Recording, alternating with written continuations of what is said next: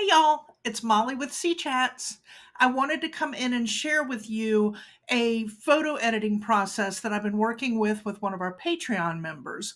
We have a member who sells cullet pieces of the glass here on her eBay store, and she is not happy with the quality of the photos that her iPhone is taking to showcase the dimension and true color of these pieces of cullet. So I told her to please send me some of the original images and I would see if there were things that I could do to help her.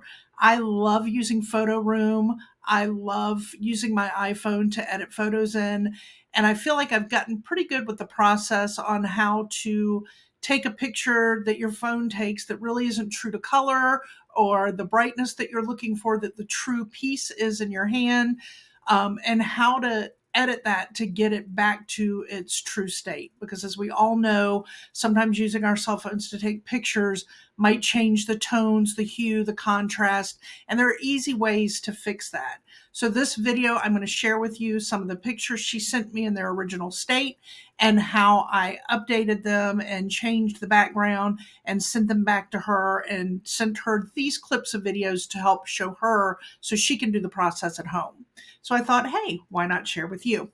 So what we're starting with right here is the original picture of one of the pieces of cullet that she sent me on an acrylic stand. She likes to use the acrylic stand because she feels that it shows the dimension better of the pieces of cullet. So when you use Photo Room, as you can imagine, that makes it real hard when you do a background remover tool because of the acrylic and the color or lack thereof contrast between it and your background. But she's very unhappy with the fact that even though she's using a very well lit light box with her items and her phone, it still comes out gray, and even the piece of cullet looks more gray and isn't as bright and yellow as it should be. So I did my magic, sent them back to her. She gave a big thumbs up, and now she's going to start doing this process. So I thought I'll share it with you. So here we go. Here's the original picture, and then I'm going to share with you the video of what I did. All right, y'all, here's your step-by-step. We're going to take this image into our Photo Room app and let the background remover remove the background. As expected, it took away some of the acrylic stand, so I take my finger and just touch the image, pop it up, hit the middle edit button, and then hit the green paintbrush, and then touch the part where the acrylic stand should be and isn't, and it fills it right back in. Once I'm happy that it's all restored, I save it and just move it right back into my iPhone. Then I go to my photos in my iPhone and I click on edit and I pull up the edit tools at the bottom.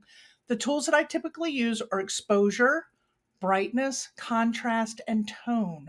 I don't always have to use all four of them, but those are the four main edit tools that I find when taking photos with my iPhone.